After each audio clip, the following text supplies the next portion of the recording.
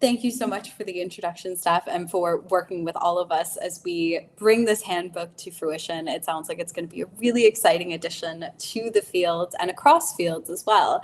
So I'm Allysa Czerwinsky. I am a final year PhD candidate at the University of Manchester in criminology. I am a criminologist by trade. I've spent all of my academic years, coming up to a decade in criminology, looking at harms, specifically online harms and misogynist extremism. So this chapter is sort of born out of the experience that I've had being an online researcher. I do want to note that I am going to follow the chapter pretty closely because I do have a blog post that's coming out soon that'll sort of extend what I've spoken about in this chapter, including some more recent developments in the research and in society more generally. But just to keep it easy today and give us a nice little intro to some of the work that's being done in the handbook, I wanted to keep it pretty close. I also just wanted to say I'm aiming to do like half an hour to 40 minutes, and then we'll finish on questions. So please do, if anything, if anything's unclear, or if you have any questions throughout, pop them in the chat, keep them until the end, and then we'll come back and answer questions. So that being said, I've sort of introduced myself, but I know that there are a lot of us who come from a variety of different disciplinary backgrounds, and you may not have come across me. I also may not have come across a lot of you, so I figured I'd give a little introduction to the research that I do. So this is coming up to my 7th year researching male supremacist communities in the online sphere, with a particular focus on misogynist incels. I feel like at present, quite a bit of us are familiar with the term incel, but I did want to make a caveat and a note of the language that I use here. I use the term misogynist incel to explicitly refer to online masculinist communities of cisgender heterosexual men who self-identify as involuntary celibates, who adopt male supremacist worldviews and at times advocate for violence. This differs from the wider term incel, which often is a self-ascribed identity for people experiencing unwanted singlehood and is inclusive across genders and sexual orientations. So I want to make that quite clear today, that that's where I situate myself. Over the course of my career, I've primarily done ethnographic observations of more public-facing online spaces and used qualitative data analysis to code discussion posts and also text-based posts, images, reactions, things like that. Through the course of my career, I've used thematic analysis, qualitative content analysis, and in my PhD, I'm using pages-mediated narrative analysis. I also wanted to give you an idea of the praxis that I situate myself within. So in my research, I tend to take an intersectional feminist approach and a critical criminological approach to my work. I tend to situate myself in the gray areas of criminology that isn't necessarily concerned with the breaking of laws and how we respond to the breaking of laws, but I'm more concerned in issues of harm and social justice that often precede issues of breaking laws and deviance. I also take an intersectional feminist approach to my work, and by this I mean that in my work I recognize the multiple subjectivities of self-identified incels who are within my data sets and how their subjectivities impact their own experiences moving through the world, but also how their discourses can impart harm across a variety of different axes of oppression. So with that being said, I wanted to sort of connect this back to the chapter today. So as somebody who does a lot of online research, but also exists as a chronically online person outside of academia, over the last few years, I've noticed that there's been quite an uptick in polarizing discourse in the online sphere that have coincided with a lot of societal shifts, but also platform shifts. We've seen this recently with Musk's takeover of Twitter/X. And amidst a variety of different types of polarizing and aggressive discourses, I've seen this uptick in misogynist hostility in the online sphere that extends beyond the spaces of the internet that I research. So when Steph approached me for this chapter, I was like, this is fantastic because I can just sort of connect this to what I've already experienced both in my work, but also anecdotally as a queer woman who exists online. Now, misogyny is both embedded and reproduced in the digital sphere, which makes the internet an unwelcoming space for many of us. If we encounter misogynist hostility online, we're less likely to participate in public online life. It also means that we don't tend to contribute to certain conversations because of fear of backlash. In this chapter, I use Kate Mann's definition of misogyny as I find it moves us beyond this understanding of misogyny as a hatred of women towards something that's actionable within a patriarchal society. Mann defines misogyny as a patriarchal force that upholds norms of acceptable femininity and works to punish non-compliant women. Now, there are a variety of ways in which misogynist hostility is accomplished in the online sphere, but there are some familiar tactics that I think a lot of us who have just existed online or who know women and feminine presenting people may be familiar with, including gender-based slurs such as bitch, feminazi, whore, and slut. Also, I forgot to say there is going to be some content in this presentation that is not PC. There is going to be some reference to slurs here, so please do keep that in mind.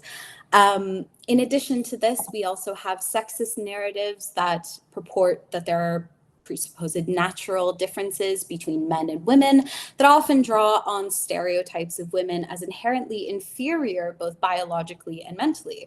We see a lot of this being talked about in terms of women being physically weaker, mentally weaker, irrational, emotional in comparison to men, which are said to set the standard of what is acceptable in society.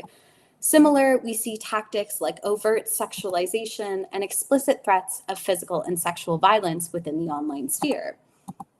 Now, each expression of misogynist speech and misogynist hostility works to position women as an inferior other in a variety of different ways, whether it's sexual deviance, whether it is less intelligent or less capable than men. And this works to inform a narrative that shows that women exist to service men in a patriarchal society. Oftentimes, when we see expressions of misogynist hostility online, particularly those familiar ones, they're levied at women in the online sphere who are generally quite visible or have very public-facing personas. This might be online influencers, it might be celebrities, it might be MPs who are now increasingly having online presence or an online presence to connect with voters and other constituents.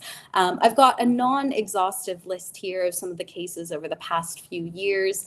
Rose McGowan in the heat of the Me Too movement, MP Angela Rayner, who recently had comments about her legs and is now receiving misogynistic comments regarding her taxes.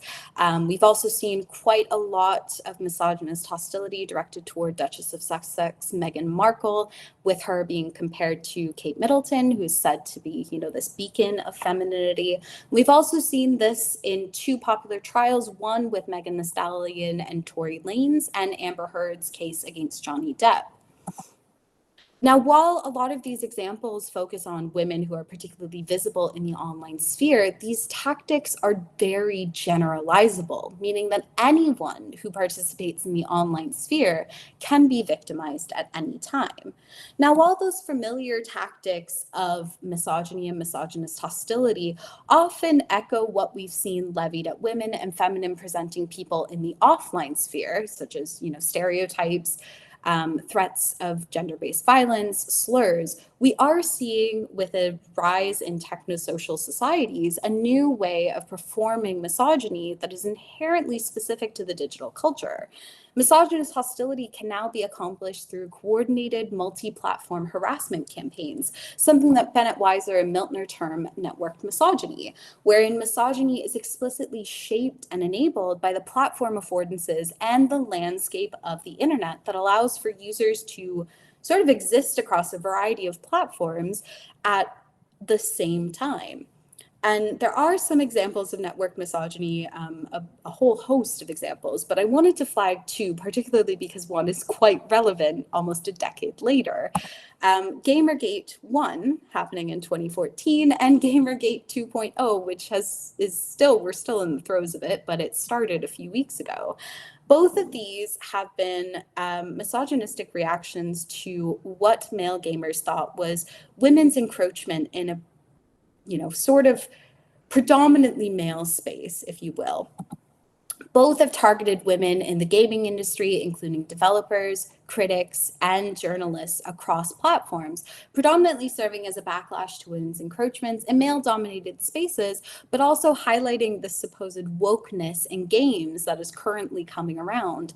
A lot of the concerns tend to center on women, queer people, and people of color as main characters, which sort of subverts the male-dominated playable characters that we've seen in the past.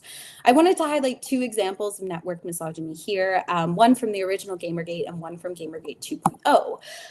This was a point-and-click flash game that was uploaded of Anita Sarkeesian, who was a popular, or is a popular games critic and now an advocate against technology-facilitated violence. Just a few years before Gamergate, this was uploaded to sort of an underground games site where you could click on a picture of her face and repeatedly brutalize her, with the goal being to beat up Anita. Similarly, we're seeing the use of the platform TikTok now through Gamergate 2.0 to specifically highlight creators and people in the gaming industry who are women, people of color, and queer folks. So the use of network misogyny has largely been tied to the internet manosphere, which I've conceptualized as a collective of masculinist spaces and groups that are united by shared discussions about masculinity and men's rights. The current contemporary manosphere has its roots in the anti-feminist movement of the 1970s, where men's liberation movement members sort of mobilized around a critique of men's sex roles, advocating for fathers' rights, and this underarching belief that masculinity, specifically white masculinity, was in crisis. Now, in the years since, a lot of the manosphere communities still hold a lot of these beliefs true. And as I've said, the manosphere is quite wide. It encompasses a variety of different platforms, spaces, people, influencers, misogyny influencers like Tristan and Andrew Tate, Jordan Peterson, certain podcasts. They're all sort of prevalent within this larger manosphere. But within our bulk of academic and mainstream discussions, we've sort of singled out a few key suspects who we can understand as forming the bones of the manosphere, if you will, which gives us a typology of identities and ideologies to sort of work from. Now, I've highlighted this in the chapter in a bit more detail, and I did want to give you a bit of an overview here. I do want to say this is not exhaustive of all of the communities that make up the manosphere. There are some groups that I haven't highlighted, like fathers' rights advocates and traditional Christian conservatives. The manosphere also extends to gaming networks and touches on far-right politics as well. But for the purposes of today, I wanted to highlight some of the groups that research has consistently found being tied and at the forefront of manosphere conversations. The first of which is misogynist incels. Misogynist incels coalesce under a feeling of victimhood and view themselves as physically unattractive and repeatedly rejected by women due to this. They also tend to blame women for upholding a hierarchy of attractiveness that positions incel men at the very bottom of that hierarchy. In contrast, we have seduction-based communities like pickup artists and red pill members who are also having a shared interest in success with women, but they tend to use coercive and manipulative tactics to sort of establish or reestablish power dynamics there. Tactics such as negging, which involves sort of backhanded complimenting a woman to surpass a bitch shield, which is basically her defense against unwanted attention. In contrast, the other thing with both of these communities is that they view feminism as privileging women's success over men's. For misogynist incels, this often leads them to a variety of different conclusions, such as, there's nothing we can sort of do to change this because we're so physically unattractive, whereas seduction-based communities feel that they have the skills to self-improve and will do that in order to gain that power back from women. Conversely, men's rights activists tend to move a bit away from the selection space and focus more on men's supposed disadvantage in society, and often use statistics to prove men are disposable and victimized. Finally, we have men going their own way, or MGTOW, who are basically a masculinist separatist community. They believe, like all the other manosphere communities that society privileges women over men, but these men choose to opt out of relationships with women altogether in order to not perpetuate this cycle that allows women to succeed. However, at the same time, they also tend to use gender essentialist narratives and stereotypes to justify this position. So even though they're opting out of being with women or talking about women, they still are hung up on how society is operating and tend to just continually talk about the privileges that women have. So while I was sort of writing this chapter, I wanted to really juxtapose those more traditional forms of anti-women and anti-feminist discourse that we see, those familiar forms, with this new aspect of male supremacist world building that is present within the manosphere. And what makes the manosphere and its associated communities particularly different from the tried and true tactics of slurs and gender-based insults that we see across the internet more widely is that each community within the internet manosphere is structured around an underlying belief system, catalogs of quote-unquote scientific evidence, and glossaries of misogynist community-specific terms that work to support and legitimize misogynist hostility. For those of you who have come across the manosphere or pilling discourse before, this is not new, but a lot of manosphere communities take a variety of different colored pill philosophies, which stem from a scene in The Matrix where Neo chooses between taking a blue pill and leading a life of delusion and blissful ignorance, or the red pill, which purports to expose him to the truth of how society is structured. Within the manosphere, the red pill is an explicitly gendered phenomenon. Truth for red pillars means that men are exploited and victimized by women, but they can game the system through self-improvement and misogynist dating strategies. Conversely, we also see things like the black pill, which is present in misogynist incel communities, that tends to have a more nihilistic outlook for the world. It says that no amount of self-improvement can really change men's subordination at the hands of women, and you sort of just have to accept it. So in addition to these pill philosophies, what's particularly different about them and how they operate and contribute to misogynist hostility is that they act as an attractive alternative belief system, which appeals to men who feel left out and increasing focuses on women's advancements in society. A lot of these pill systems and worldviews are legitimized through discursive tactics of what Rothermel calls evidence-based misogyny, which is supported by a variety of different factors, including pseudoscientific evidence and not really scientific concepts that are said to hold true through evolutionary psychology, statistics that have been presented without context or misinterpreted, and new lexicons that work to blend belief systems of manosphere communities with misogynist hostility, creating completely new terms that don't really exist outside of these spaces, or at least didn't exist outside of these spaces, but more on that later. For instance, in misogynist incel communities, the portmanteau of foid stands for female humanoid, and that's often how community members will refer to women. You won't really see misogynist incels say the terms women or girls on the site. It is often foid to both support the worldview that women are callous, but also that they are less than incel men. It works to subvert them again, but create them as something different than typical slurs of slut and whore.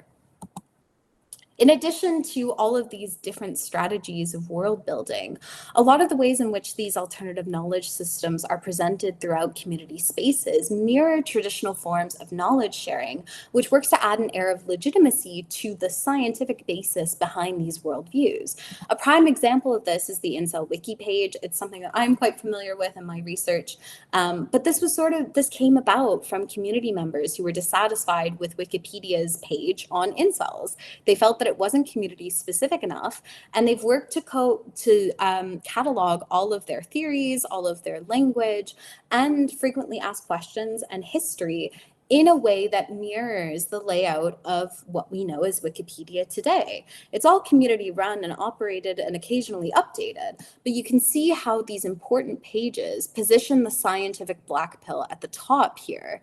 A lot of this is evolutionary psychology studies that work to say that women do prefer physical attractiveness in mates, but at times scientific black pill stats are also misinterpreted statistics that aren't correctly used, but they're used to support this alternative belief system.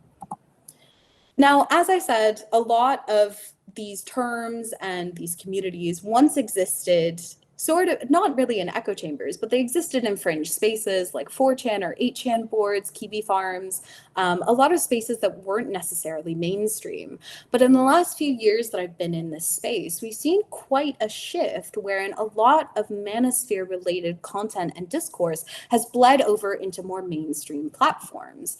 Alternative belief systems that are present in the manosphere are both produced and reproduced in mainstream sites and within alt tech platforms that are on the rise. For instance, we're seeing more manosphere-related content in YouTube Shorts and TikTok accounts. We're seeing additional pod and vodcasts on Spotify and Rumble, and we're seeing quite an uptick of hateful speech that is connected back to the internet manosphere on Twitter and X, thanks to Elon Musk's decimation of the platform.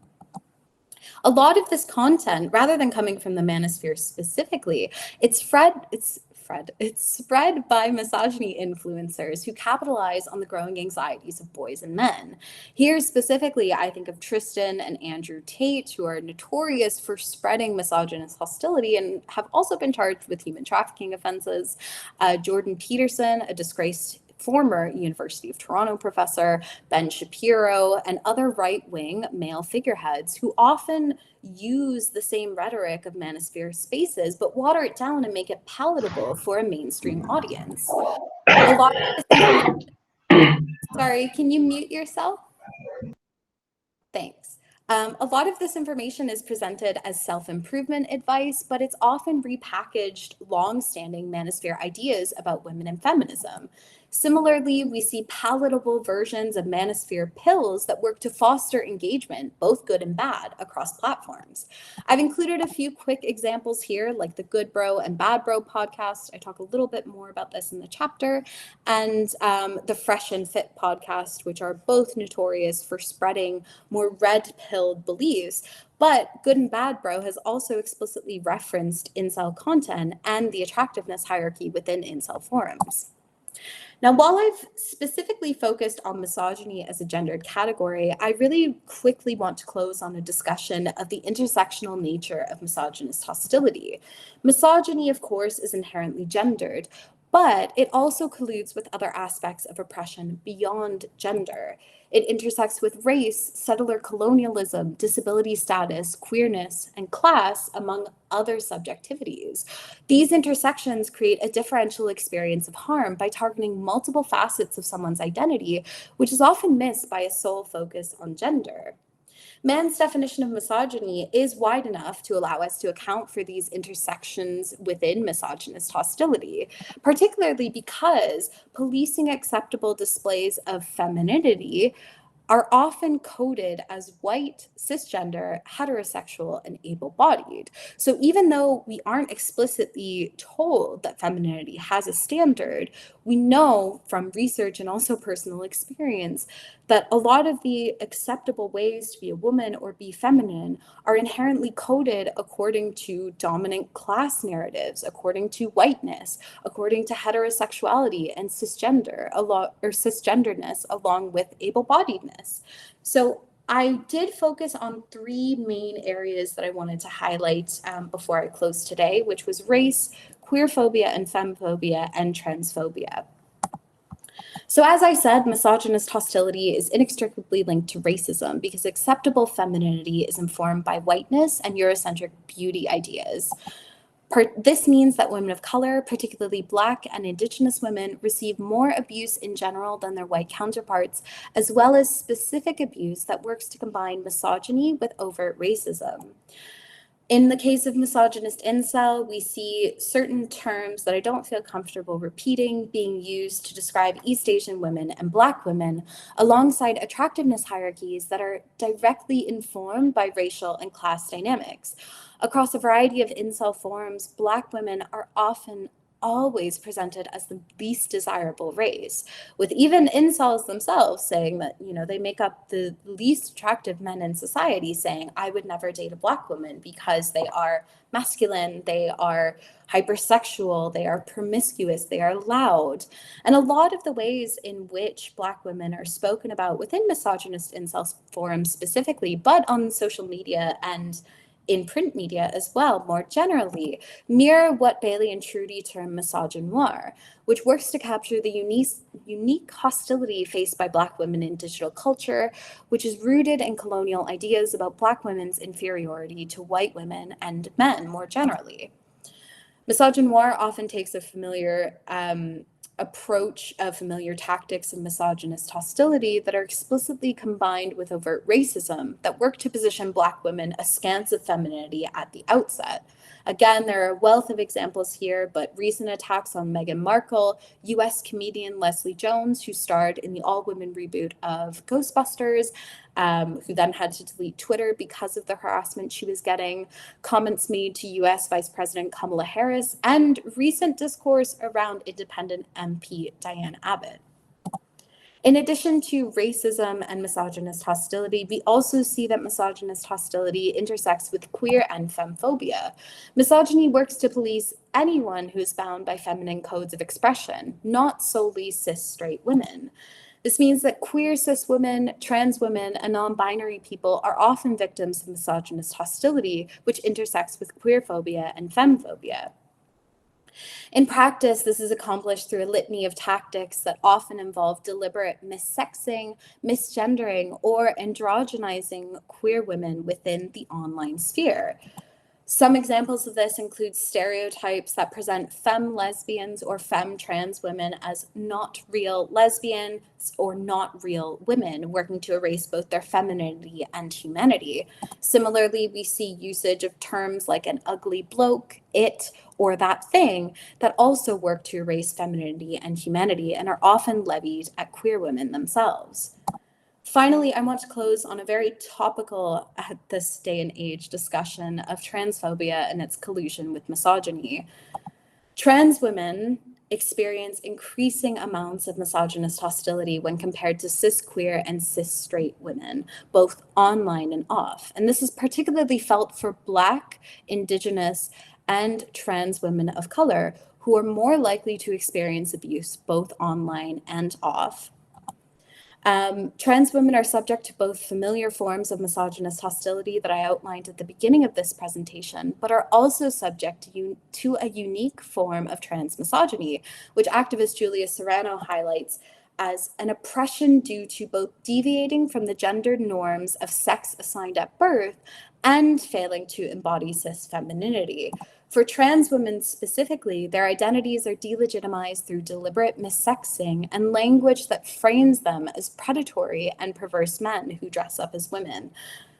A lot of this language works to legitimize or weaponize concerns for cis women's safety, particularly when we look at debates about gender-neutral bathrooms or having trans women be in spaces that are designated as women only. And most recently, I think a lot of us will have seen the Cass report findings come out and see increasing vitriol from once beloved children's author J.K. Rowling, who is now one of the leaders of the gender critical movement online, who has recently come under fire for misgendering India Willoughby, who's a trans activist here in the UK, saying that India didn't become a woman. India is cosplaying a misogynistic male fantasy of what a woman is.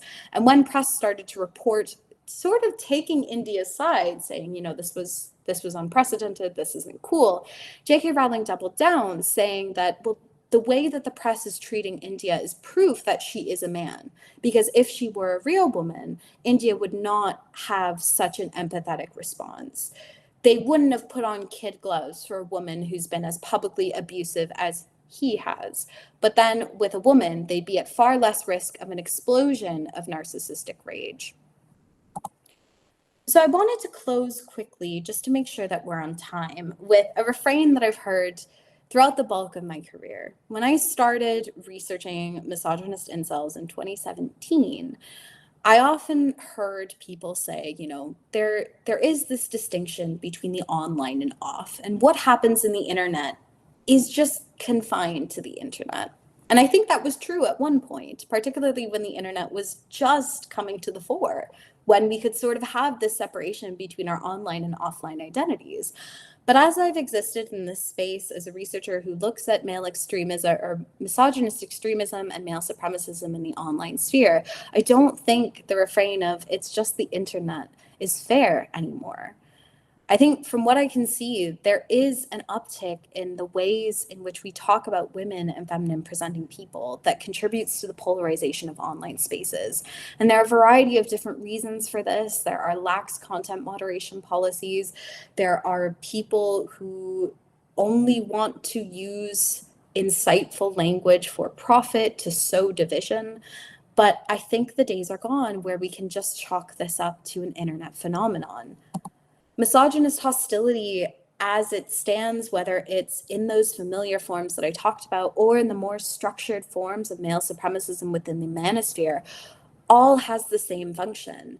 It works to target and silence a variety of different identities in the online sphere, inclusive of cis women, trans women, queer women, along with anyone bound by codes of feminine expression or who self-identifies as feminine.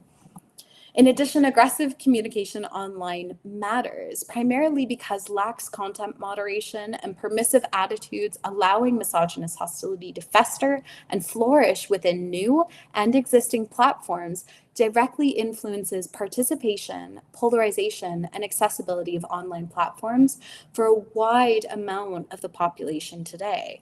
Moreover, how we communicate about people online is inextricably tied to offline decisions and discourse.